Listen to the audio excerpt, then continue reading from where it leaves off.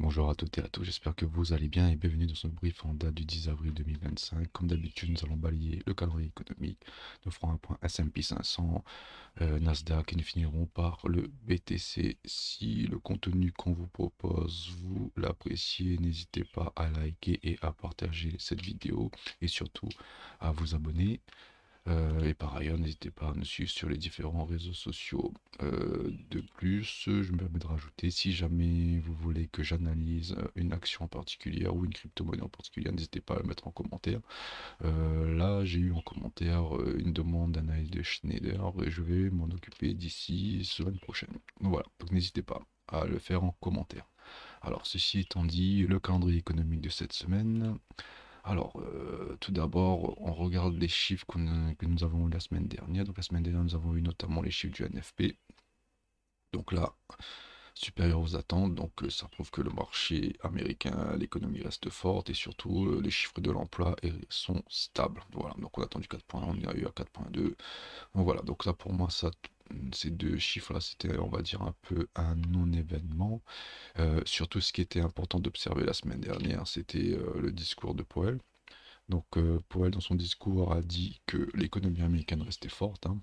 Ça, il n'y a pas de souci. Donc, on voit bien avec les chiffres du NFP. Donc, les chiffres du NFP, c'est les offres d'emploi et le taux de chômage. Donc, voilà, ces chiffres-là sont constants, restent stables.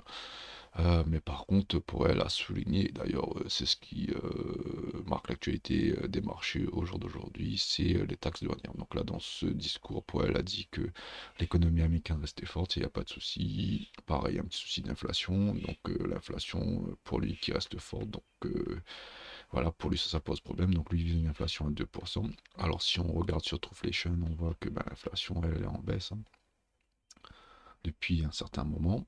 Sauf que ces valeurs-là, ils ont 45 jours d'avance. Donc d'ici un mois ou deux, on devrait avoir une inflation en dessous de 2%. Donc, ce qui est plutôt positif.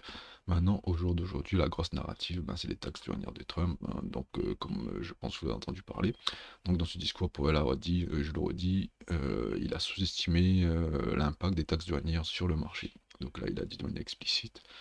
Donc voilà, donc c'est quelque chose que la Fed n'a pas anticipé du tout. Pour eux, bon, les taxes douanières allaient faire un petit bruit de fond entre guillemets, mais malheureusement non. On voit que Trump est dans la surenchère, il veut augmenter les taxes douanières sur tous les pays. Hier, bon, enfin, cette semaine, on a vu que pas mal de pays voulaient négocier avec les États-Unis, notamment Taïwan, l'Union européenne aussi, qui a commencé à négocier. Donc, on va dire que la stratégie de Trump fonctionne, hormis pour la Chine, où là, il y a une surenchère qui continue, et cela risque d'impacter les marchés dans les semaines qui viennent, s'il n'y a pas d'accord qui est trouvé entre la Chine et les États-Unis. La Chine et les États-Unis sont les plus gros continents, on va dire, les plus gros continents en termes d'économie. Donc voilà, donc l'impact sur la bourse pourra se faire ressentir si jamais la Chine et les États-Unis ne trouvent pas d'accord. Surtout que hier, Trump a annoncé une pause de 90 jours sur les taxes douanières, hormis pour la Chine. Donc voilà, donc Trump remet une couche. Mais bon, voilà, c'est sa manière de négocier, c'est sa manière de mener les affaires, donc cela ne m'étonne plus. Ok, ceci étant dit, l'actualité à suivre aujourd'hui, ça va être les chiffres du CPI. Donc l'inflation, donc là on affiche 2,8, donc on a 2,8% d'inflation prévue. Si on regarde sur les chiffres de Trueflation, donc là on est mi-avril, donc là c'est les chiffres, si on remonte 45 jours avant, donc ça va correspondre aux chiffres de fin février. Fin février, donc à fin février, l'inflation était aux alentours de, allez, de 20. Donc cela implique que le chiffre de l'inflation de ce jour devrait être en deçà des attentes, sauf surprise. Donc ça serait plutôt une bonne nouvelle. Donc ça voudrait dire que l'économie reste forte, le marché d'emploi reste stable, et en plus on a une inflation qui baisse. Donc ça serait peut-être une première nouvelle positive dans le marché, venant se rajouter à la nouvelle d'hier sur une pause des taxes douanières de 90 jours sur l'ensemble des pays sauf la Chine. Voilà, donc cette nouvelle d'aujourd'hui, enfin cette donnée macroéconomique est censée continuer le petit boost qu'on a eu hier. Et pour finir, donc ça va être aujourd'hui à partir de 14h30 heure européenne. Et si on continue, demain nous avons les chiffres des prix de la production, le PPI, donc à surveiller aussi. Voilà, ceci étant dit, surveillez bien les datas d'aujourd'hui, donc elles sont censées être en deçà des attentes. Maintenant, si on maintient 2,8, c'est qu'il y a un souci. Ça veut dire que la Fed est en train de jouer un jeu qui permettrait éventuellement d'accélérer la récession. Par ailleurs, si on regarde les taux d'intérêt, les baisses de taux d'intérêt, on peut voir que le marché, après ici une baisse de taux d'intérêt d'ici mois de juin, ça n'a pas changé. Et surtout une deuxième directement le mois suivant, mois de juin, donc deux baisses de taux sur 2 mois consécutifs. Et il me semble, hop, on était à 4,75, donc mois de septembre on aurait une pause au niveau de la baisse des taux d'intérêt. Et on aurait une dernière baisse au mois d'octobre et éventuellement décembre. Non, bah pour le moment on est encore à 28%, mais voilà, ça peut augmenter et peut-être avoir 4 baisses des taux cette année. Bon, voilà. Si la Fed dit, bon, voilà, nous on a le marché de l'emploi qui reste stable, une inflation qui baisse et qu'ils annoncent qu'ils vont baisser les taux 3 fois au lieu de une annoncée en fin d'année dernière, bah forcément les marchés vont prendre ça très très bien. Par ailleurs, si la Fed rajoute que grâce à la baisse des taux, on peut relancer une politique de QE, c'est-à-dire d'impression monétaire, c'est-à-dire là aujourd'hui on est plutôt dans un resserrement monétaire, c'est-à-dire un QT. Et si on passe du QT à QE, si je peux dire ça ainsi de manière simplifiée, ben, les marchés économiques, ça veut dire qu'on va relancer la planche à billets et fatalement, cet argent va se retrouver dans les marchés financiers. Donc voilà, un petit point macroéconomique fini. Maintenant, je vous propose de passer sur l'analyse graphique du S&P 500. Alors, le S&P 500, on était dans ce range qui a été cassé au sud, hein, donc ça, on peut enlever. Il y avait une imbalance ici qui a été retravaillée légèrement, donc, et puis on est reparti à la baisse. Donc je permets de remettre le range. Donc là on a vu qu'on a eu une déviation, réintégration et puis l'expansion. Donc cette pattern qu'on a retrouvée ici s'appelle Power of Three. Donc je vais vous remettre ça. Donc c'est une pattern qu'on retrouve assez souvent, qui marche très très bien. Donc Power Free, donc c'est une succession de plusieurs mouvements, donc c'est ce mouvement là, mais bien sûr là on était à la vente, donc on a une accumulation, une manipulation et une extension ici. Donc voilà, attendez, je vais prendre plutôt ce schéma parce que c'était plutôt dans ce sens là. Donc là on a eu l'accumulation, la manipulation et puis on a eu la distribution. C'est exactement ce qu'on a fait ici sur le S&P 500. Donc on était dans un range, on est dévié le range, donc on a manipulé pour faire, on a fait croire aux traders qu'on allait repartir à la hausse, on les a piégés et puis on est venu distribuer à la baisse. Ok, donc ceci étant dit, on peut effacer ce range parce que ce range n'a plus lieu. On va enlever aussi ça également. Ce qui est important de voir aussi, c'est qu'on est venu prendre des points qu'on avait identifiés. Donc on avait un equal low ici qui a été pris. Franchement, le prix était attiré par cette zone-là. On est venu prendre le plus bas de la fameuse journée du 5 août. Donc, grosse poche de liquidité. Et surtout, on est venu prendre le plus bas, non pas le plus bas de 2024. Alors, on va passer en mensuel. On est venu prendre le plus bas du mois d'avril 2024, il me semble, et le plus bas de février 2024. Voilà. Donc là, il resterait le plus bas de 2024 à venir chercher pour moi si le marché continue sa tendance baissière, enfin son mouvement baissier à court terme, bien sûr. Parce que si on dézoome le graphique, on peut voir qu'à long terme, le S&P 500 est toujours haussier, hein. Il y a des retracements, mais de manière générale, on est toujours haussier. Donc si jamais le retracement est un peu plus profond, ben voilà, le plus bas de 2024 serait un objectif à atteindre. Ok. Voilà, donc maintenant on a dû prendre 3 grosses poches de liquidité. Le but du marché, ça va être de le redistribuer plus haut. Maintenant, il faut voir si les histoires de taxes douanières se sont calmées ou pas. Maintenant, si on regarde en termes de points d'intérêt, donc ce point d'intérêt là, on peut l'enlever. Ce point d'intérêt là, on peut l'enlever. On peut voir que la zone de rechargement de ce mouvement a été transpercée puis réintégrée. Donc là, pour le moment, je considère que cette zone elle est maintenue. Si on regarde en mensuel, on peut voir que voilà, on a fait une méga mèche. Mais on est toujours dans cette zone-là. Donc il sera intéressant de voir si d'ici 20 jours, bon, on clôture dans cette zone-là. Si on reste dans cette zone-là, ça veut dire que le marché a voulu juste faire un creux ascendant. Il va repartir à la hausse. Si cette zone, pardon, si cette zone cède, bon, on va aller retravailler plus bas. Ok, notamment avec le plus bas annuel ici. Donc là, on va noter ça, histoire qu'on n'oublie pas. Donc là, c'est le Previous Early Low 2024. Voilà. Donc ça, c'est un énorme point d'intérêt. Donc on regarde, on s'est arrêté pas très loin de ce point d'intérêt. Donc on était arrêté à 3%. Donc moi, pour moi, c'est un point que le marché pourrait éventuellement aller chercher avant de repartir à la hausse.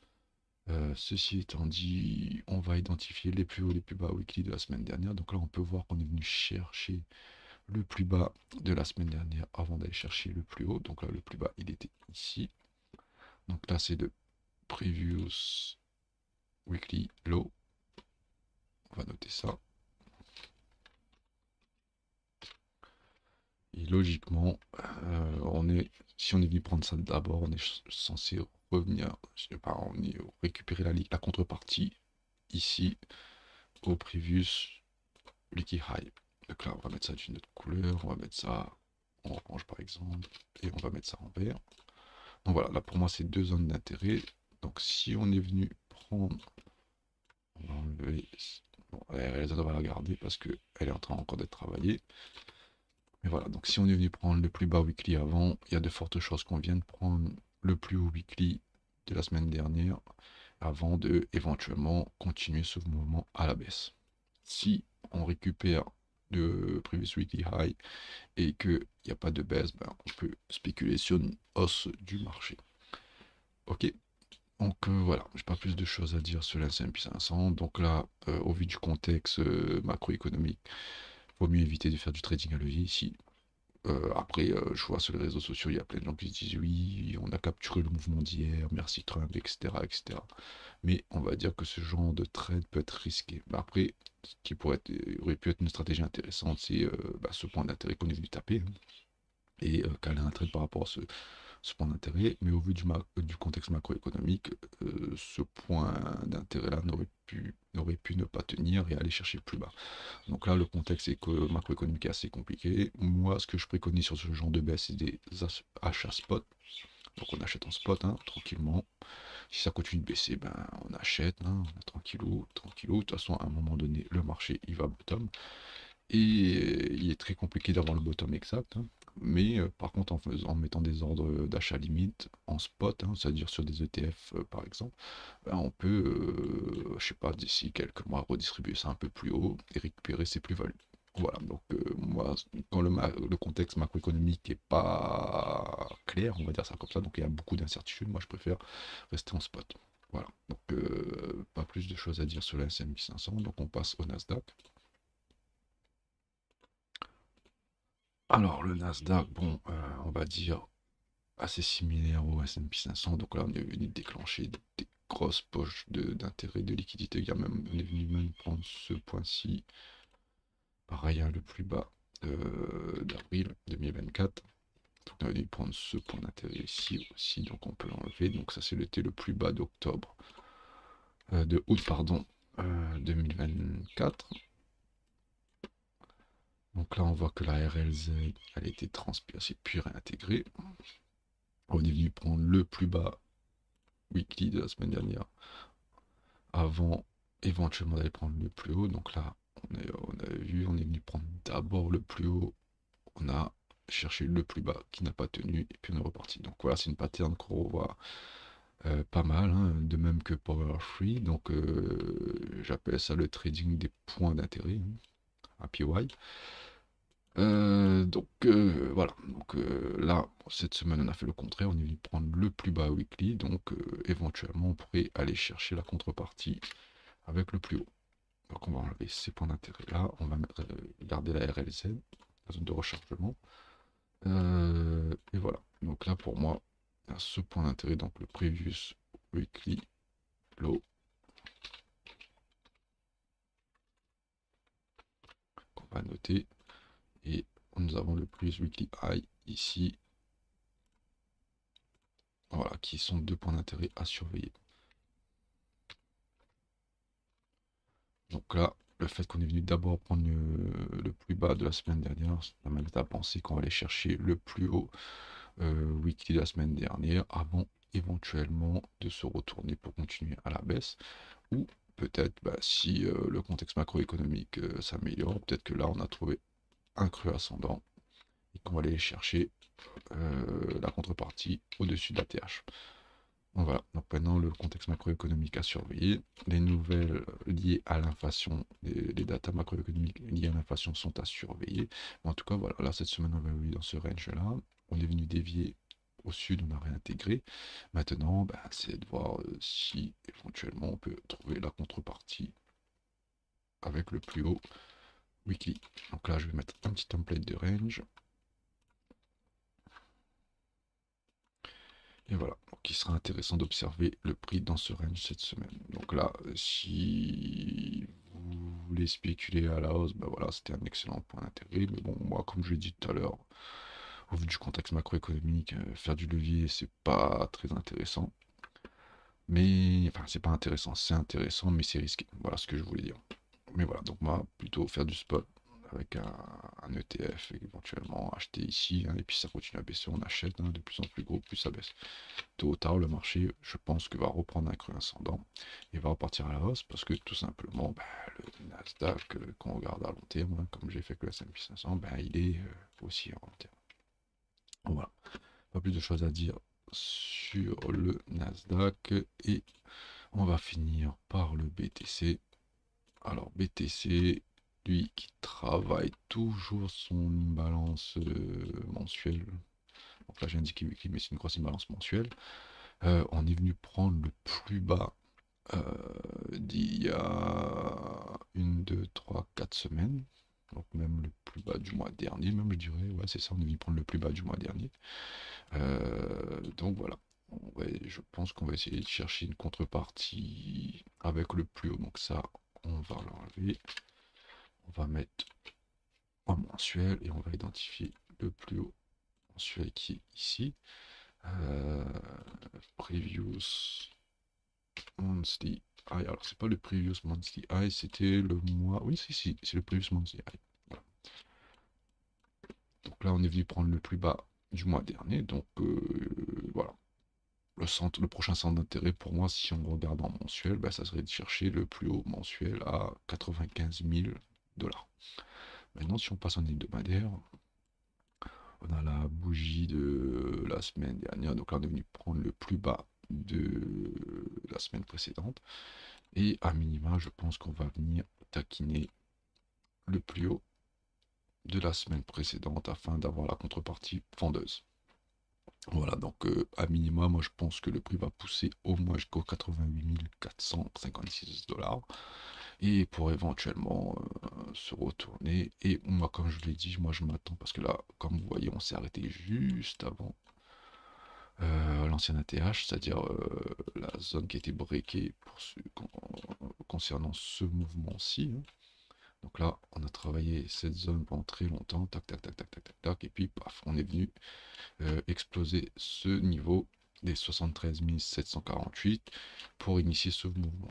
Et habituellement, comme je vous l'ai dit, Bitcoin vient tout, pas toujours, mais souvent retravailler son ancien ATH avant de reprendre une pulsion haussière. Donc voilà, moi le fait qu'on s'est arrêté juste là, ça m'invite clairement à dire que à un moment ou à un autre, on viendra retravailler cette zone. Donc ça, je l'ai dit depuis quelques semaines, mais voilà. Moi, je m'attends vraiment à ce que BTC vienne travailler cette zone avant d'éventuellement repartir à la hausse. Donc là, on est venu prendre le plus bas du mois dernier, et ce qui, on va dire, qui me turlupine un petit peu, c'est qu'on n'est pas venu retravailler cette zone. Et par ailleurs, on a vu que